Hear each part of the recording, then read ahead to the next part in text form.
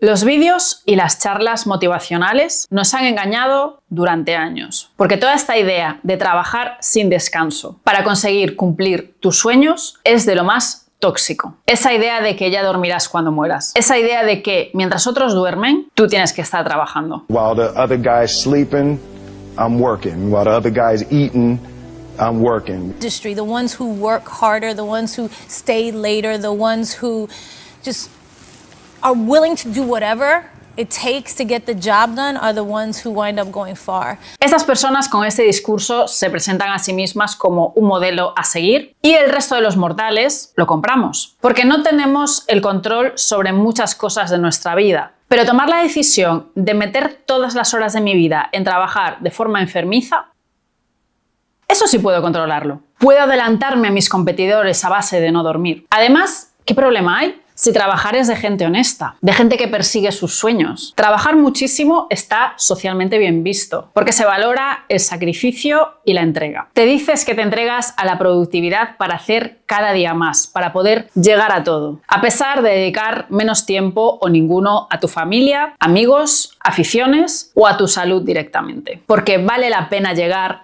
a donde sea que quieres llegar. En mi caso personal, yo compré esta idea de que muchísimo esfuerzo me iba a dar muchísimos resultados. Y de repente, mi destino ya no dependía ni de la situación económica, ni de mi sector profesional, ni de cambios sociales. Dependía de cuánto esfuerzo estaba dispuesta a meterle a la tarea. Y sinceramente, como buena millennial que no tenía nada que perder, esa idea me parecía muy atractiva. Así que me entregué a ella durante 8 años de mi vida. 8 años que cocinaron a fuego lento el burnout por el que peté en 2021. Por eso en este vídeo quiero hablarte de mi relación tóxica con la productividad, porque estoy segura de que tú también has pasado por algunas de las cosas que voy a contarte en este vídeo, incluso sin darte cuenta muchas veces. Stop crying and just keep hustling. Y por supuesto también quiero contarte cómo hice para salir del bucle de esa productividad tóxica para conseguir ser productiva, pero de una forma mucho más sana. En la primera parte voy a hablarte de la mentalidad tóxica fruto del sistema educativo en el que hemos crecido, y en la segunda parte te cuento cómo he ido solucionando cada uno de estos puntos para por fin ser una persona productiva, porque saco adelante los proyectos que me propongo, pero sin la toxicidad y sin la presión que nos han vendido. Parte número 1, mi mentalidad tóxica. Hay varios mecanismos mentales, o yo he detectado varios mecanismos mentales que son los que a mí me han metido en esta productividad tóxica. Los he vivido todos, ya te lo adelanto. El primero de ellos es el control en tiempos de incertidumbre. Hay este pensamiento recurrente que viene de como que seguimos viviendo en las épocas de las cavernas o algo así, con el que pensamos que las cosas, los recursos, son finitos y limitados, por lo menos a los que podemos acceder. Y esto es uno de los motivos que nos lleva a producir hasta unos puntos totalmente extenuantes por esa idea que se normaliza de no vaya a ser que mañana no tenga. Y es en este contexto o en este sentimiento de incertidumbre extrema donde aparece la necesidad de control. Que si puedes llevar 27 ruedas de repuesto, no lleves una sola. Es esa necesidad de sentir todo el tiempo que nos estamos acercando a una versión mejorada de nosotros mismos o de nosotras mismas. Que es un poco esta imagen de esa persona que tiene de sobra. Aunque tener de sobra es bastante relativo, porque ¿cuánto es suficiente? Entonces tomamos la decisión de trabajar muchísimo, incluso en muchas ocasiones de autoexplotarnos, porque nos dará una recompensa y ese camino es el que nos da esa sensación de control, como que somos dueños o dueñas de nuestro propio destino. Abro paréntesis. Véase esta inseguridad interna de búsqueda de control, cómo es usada por gente que manipula para vender sus mierdas. Cierro paréntesis. La sensación de control vende muchísimo, sobre todo en momentos de incertidumbre extrema, de crisis económicas, de inestabilidad social. Y si te cuentan que hay un método o un hábito o una forma de tener las cosas ordenadas o controladas de alguna forma, vas a ir a por ello, lo vas a querer entender y lo vas a querer utilizar. Entonces tenemos dos términos clave: el control y el tener de sobra. Van completamente relacionadas. Si no, no tendrían tanto éxito estos vídeos que seguro que has visto por ahí de gente que va metiendo unas cajas transparentes dentro de su casa y que son cosas que son la misma siempre dentro de esa caja transparente. Es la representación visual de tener todo completamente abastecido, o sea, de tener más que de sobra. O sea, visualmente no puede haber nada que te satisfaga más que ver esos vídeos. Bueno, y los que limpian alfombras súper sucias, que estoy súper enganchada a esa mierda. Y pasa muy parecido con los hauls de compras, ¿no? Una persona que empieza a sacar de una caja que acaba de recibir un montón de cosas que se ha comprado, normalmente de ropa o de cosmética, pero es como una especie de realidad a la que queremos aspirar, de tener un cajón lleno de mogollón de repuestos de pasta de dientes. Es ese control, ese tener más que suficiente lo que nos lleva al exceso, y es aquí donde unimos con la productividad. Si trabajo mucho, pero mucho, puedo llegar a ese exceso y en el fondo creo que eso es lo que me dará paz. Es tan absurdo como real. En mi caso, yo corría como una loca, de tarea en tarea, de proyecto en proyecto, con esa idea de que si paro, el mundo iba a arrasarme, o sea, me iba a llevar por delante, porque nunca era suficiente. Y lo curioso es que tampoco nunca me había preguntado cuánto era suficiente. Simplemente era cuanto más mejor. O sea, no hay un objetivo, es un tema de crecer siempre, cueste lo que cueste. El siguiente punto del que quiero hablarte es validar mi identidad. La gente que consigue grandes cosas, la gente importante, es gente ocupada. Es como un constructo social basado en historias que nos cuentan. Entonces, claro, todo el mundo quiere ser esa persona de éxito, influyente, querida, solicitada, súper importante y avalada por las masas. Esto se une con un tema muy educacional que desde el cole siempre nos han llevado de asignatura en asignatura, de tarea en tarea, de actividad en actividad, de examen en examen, y cada cosa que hacías tenía que ser productiva. O sea, cada una de las horas estaba pensada para que utilizases en que tuvieses un futuro mejor. Luego crecemos, y aquí viene la parte divertida, y seguimos en esta dinámica en la que pretendemos que cada hueco de nuestra vida necesita ser aprovechado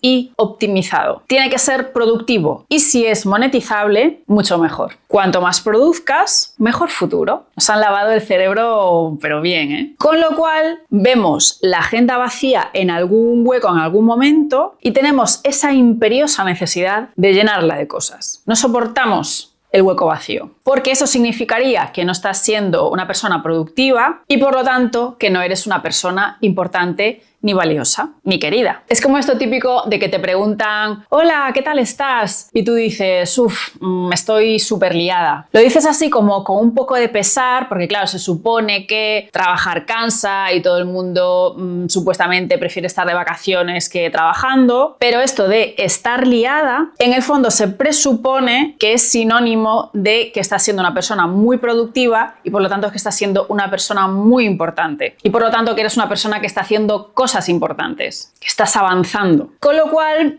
se supone que lo estás diciendo con lástima, pero en verdad lo estás diciendo con orgullo. Y da igual que no estés trabajando en cosas que igual para ti no tienen mucho significado o mucho sentido, da igual que esas cosas en las que trabajas no estén alineadas con tus objetivos o con tus valores o con tus principios, eso da igual. El caso es que eres una persona muy ocupada. Spoiler, tarde o temprano eso se convierte en burnout, lo digo por experiencia. Esto se une con otro constructo social, que es que tu valía está directamente relacionada con el trabajo. Si tienes un puesto importante o si te hablan de alguien que tiene un puesto supuestamente importante, automáticamente y sin conocer a esa persona, tú asumes que se trata de una persona valiosa, respetable, demandada e importante. Y una persona importante tiene la agenda llena de cosas importantes. Es esa necesidad de validar nuestra identidad y de convencernos a nosotros mismos o a nosotras mismas y por lo tanto a los demás, o por lo menos solamente a los demás, esa parte por lo menos que quede bien cubierta, de que nuestra identidad cumple con unos determinados requisitos, que estamos avanzando en la vida, que estamos haciendo grandes cosas, sin plantearnos si esas cosas en las que estás trabajando realmente te aportan, son importantes para ti, son prioritarias, son relevantes, o si te gustaría estar haciendo cualquier otra cosa que ni siquiera te planteas hacer porque crees que perderías como importancia. Yo me he pillado 1000 veces, pero 1000 veces, rellenando la agenda de cualquier movida random en cuanto veía que o quedaba un hueco libre o forzaba para que cuadrasen más cosas dentro de los pocos huecos que había disponibles. Es como una especie de incapacidad de ver huecos libres porque piensas que estás siendo súper productiva porque tienes un montón de cosas que hacer por delante y en realidad no tienes absolutamente ningún espacio de descompresión porque estás todo el rato en ese corre-corre. O sea, literalmente no tienes tiempo para pensar porque estás intentando validar tu identidad y todo lo que supuestamente estás avanzando. Y tu agenda tiene que representar eso para que sientas como que todo está bien. Luego está el tema de ser una superwoman, o un superman, o un superhuman, lo que tú quieras. Creer que eres invencible, que puedes con todo, y no solo que puedes con todo, sino exigirte que puedas con todo. Personalmente, siempre he tenido una gran capacidad de trabajo, considero que siempre he sido una persona bastante rápida, uno muy rápido los puntos, saco las tareas muy rápido adelante, hago como investigación también muy rápido, me informo de las cosas, enseguida busco soluciones, o sea, como que me enchufo mucho cuando estoy trabajando en lo que sea. Y entonces con esta personalidad que tengo es muy fácil sobrecargarse de tarea, porque siempre es como que puedes con más, siempre le puedes ir metiendo una marcha más. Recuerdo en el cole que varios profes me decían frases tipo, no, a ti tengo que pedirte más, o tú no hagas solo un ejercicio, haz 2, ¿no? Es como que por defecto a quien puede con más, ya de por sí se le carga con más. O sea, como que te refuerzan que te cargues con cosas si es que puedes con más cosas. Y esa persona, hola, interioriza que debe cargarse siempre con más cosas que el resto. Pero aun sin haber pasado por esta experiencia o sin tener esta capacidad como tan desarrollada, por norma, quien más quien menos tiene esta autoexigencia de querer llegar a todo. De llenar el plato de cosas y muchas de ellas sin que vengan a cuento, muchas veces, de tomar responsabilidades a veces que ni siquiera son tuyas. Y esto a veces lo hacemos también en la vida personal, o sea, no solamente es en el trabajo. Lo hacemos sea por quedar bien, sea porque se supone que es lo que tienes que hacer, sea porque es lo que se espera de ti o porque las cosas funcionan así y ya está. Todos estos pensamientos nos llevan a querer forzar las cosas, en ese querer llegar a todo, en ese no me da la vida. Y mientras eres joven y tienes 20 y tienes mogollón de energía y la adrenalina la tienes a tope y no hay demasiada consecuencia en cuanto a estrés o salud de cualquier tipo, porque eres una lechuga recién nacida, pues el cuerpo y la mente te lo perdonan todo, es que estás recién salido del paquete. De hecho, reconozco, en mi caso particular, que cuando me puse como muy en serio con el tema de llevar una vida saludable, recuerdo que tenía 29, 30 años más o menos, y no lo hice por un tema de querer tener una vida más saludable, cuidarme, etc. No, lo hice por tener más energía y conseguir tener más concentración para poder ser más productiva en el trabajo. O sea, de forzar más.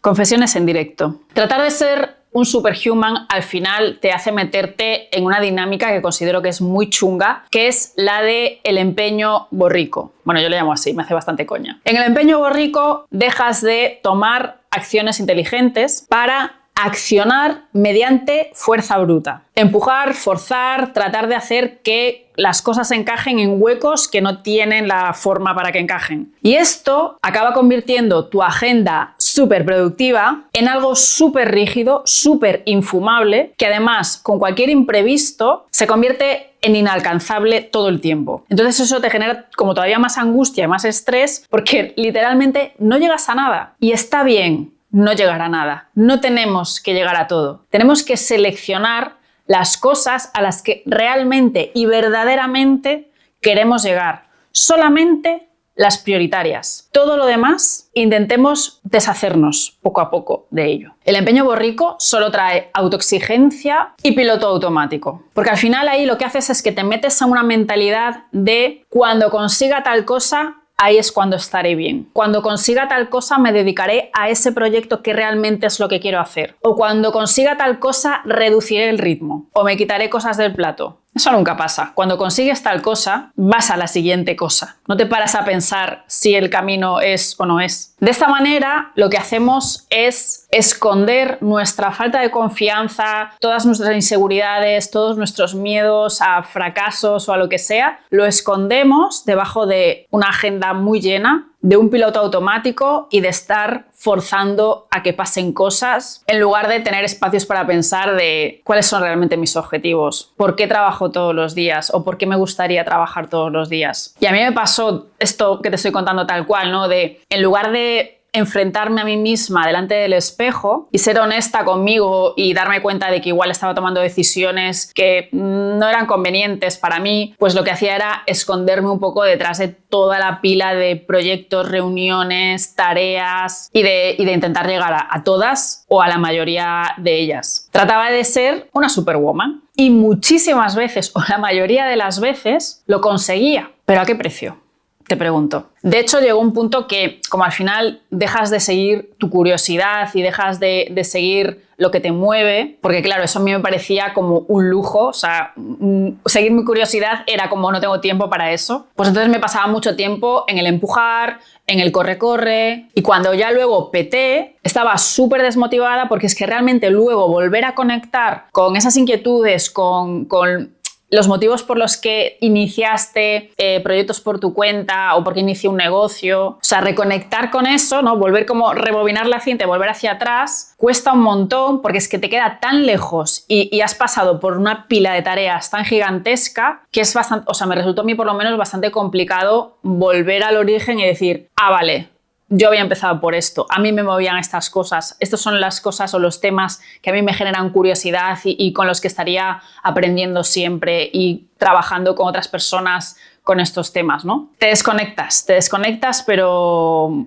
a niveles insospechados. Vale, entonces vamos con las soluciones prácticas. ¿Cómo hacemos para realmente ser personas productivas, pero sin atropellarnos por todas estas taritas que te acabo de contar? Porque estoy segura de que si dominas estos puntos de los que quiero hablarte, vas a ser una persona productiva, pero con menos locura, más equilibrada y haciendo los proyectos que realmente te estás proponiendo hacer. El primer punto que forma parte de la solución es claridad en lo que quieres hacer. Ya sé que está muy trillado, pero espera porque te voy a hablar de un enfoque que seguramente no has escuchado. Tener algún tipo de rumbo que dé dirección a tus pasos es fundamental. Pero la claridad no llega ni en el vorágine del día a día, ni sentándote en una tarde y poniéndote así a pensar. Esto no pasa. Es más, tratar de encontrarle sentido a lo que haces o a lo que quieres hacer poco a poco. O sea, es como de forma constante. En este caso importa más la constancia que la rapidez. Para esto yo recomiendo que crees una lista de guías que puedas ir depurando poco a poco y ajustando con el tiempo. Básicamente se trata de que tengas como unos puntos escritos y estos puntos lo que tiene que hacer es explicar qué parámetros quieres que cumpla tu trabajo y por lo tanto tu vida. A esto puede ayudarte el ejercicio de escribir cómo quieres que sean tus jornadas de trabajo. Tirar de ese hilo para empezar a vislumbrar cosas que salen por ahí que se ve que te importan. Y entonces eso lo metes en tu lista y poco a poco la vas depurando, la vas mejorando y va tomando una forma como mucho más clara de en qué quieres estar trabajando y cómo. Plantéate de en qué quieres estar ayudando a las personas con tu trabajo, por ejemplo, qué tipo de tareas te gustaría estar haciendo en tu día a día o qué habilidades te gustaría estar poniendo en práctica o sacándoles brillo o mejorando en general. O sea, qué habilidades quieres usar para ayudar a otras personas o para utilizar en proyectos en equipo. Una vez tienes claro esto, ya luego, con tiempo, empezarás a darte cuenta de qué es lo que valoras, qué es lo que priorizas y qué ingredientes tiene que tener ese trabajo y empezarás a hacer ese tipo de trabajo porque crees que es lo correcto, crees que es donde tienes que estar. No es ni para validar tu identidad, no es porque socialmente se espera de ti, sino porque lo haces porque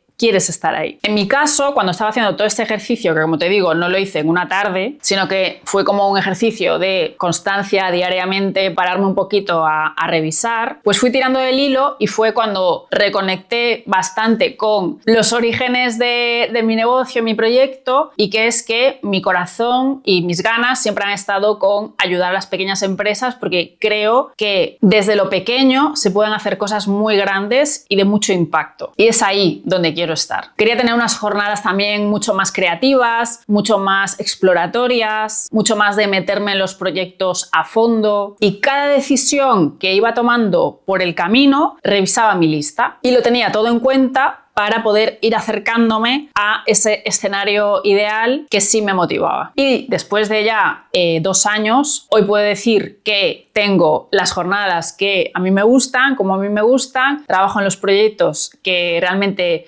tienen sentido para mí y ayudo a las personas a que consigan lo que quieren con sus pequeños negocios. Entonces, una vez tenemos este punto cerrado, o encaminado más bien, cerrado no sé si... Bueno, cerrado es mucho decir, lo tenemos encaminado. Ahora sí, ¿cómo es que hacemos para ser gente productiva, pero productiva de una forma sana y sacar todo esto adelante? Pues creando sistemas sostenibles. Al embarcarme en un camino de hacer algo que para mí es importante, como es el caso de ahora, porque quiero que la gente pueda crear negocios valiosos, entonces pensé en una segunda parte, que era que si quiero hacer esto, tengo que hacer que para mí sea un camino disfrutable y sostenible. Y aquí es donde entran los sistemas. Básicamente se trata de que crees un flujo de trabajo con una estructura y con unos pasos, y que puedas consultar esos pasos para ceñirte a ellos cada vez que tengas que sacar adelante X tarea o X conjunto de tareas, más bien. Por ejemplo, yo cada vez que tengo que escribir un newsletter no reinvento la rueda desde cero, o sea, no parto de un documento en blanco cada vez y estoy mirando para el documento ahí con el cursor parpadeando y tengo que pensar desde cero cómo enfoco todo.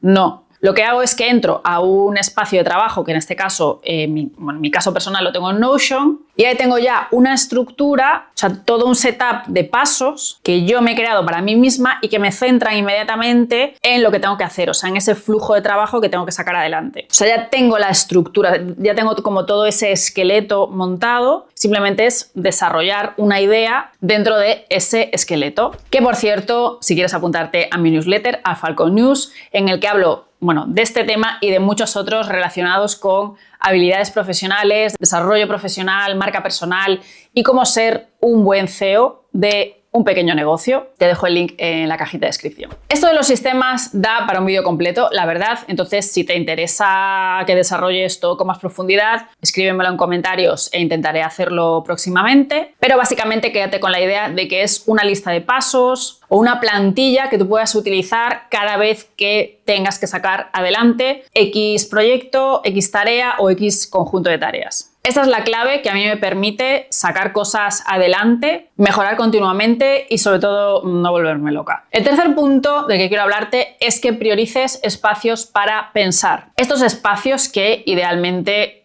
se hacen a diario o como poco semanalmente ayudan a no caer en el piloto automático, porque por un lado te permite asegurarte de que trabajas en la dirección acordada, que es lo que hablamos en el punto 1, y te permite también revisar lo que ya has hecho para ver si cambias algo o si lo ajustas o qué haces. Estos espacios deberían de ser un hábito más, como ir al gimnasio o lavarse los dientes. Y quiero hacer mucho énfasis en este punto porque por experiencia propia te digo que si no estoy conectada con mucha frecuencia con lo que había acordado conmigo misma que quería hacer y con esas guías que yo me había puesto que quería que cumpliese mi trabajo y por lo tanto las decisiones que tomase fuesen alineadas con eso, me desconecto así. Sobre todo cuando estás acostumbrándote a trabajar de esta manera y a priorizar lo que es importante para ti. Pierdes el hilo muy fácil porque vuelves a todo lo de antes. Y luego me arrepiento porque me meto otra vez en el caos y me cabreo conmigo misma por no haber sido fiel a lo que me había prometido. Entonces es peor todavía. Es una sensación muy chunga. Y a veces pasa porque te aparecen oportunidades guays que crees que tienes que aprovechar, pero es que igual no tienes tiempo porque tienes otros proyectos en los que te has comprometido, que son para ti importantes,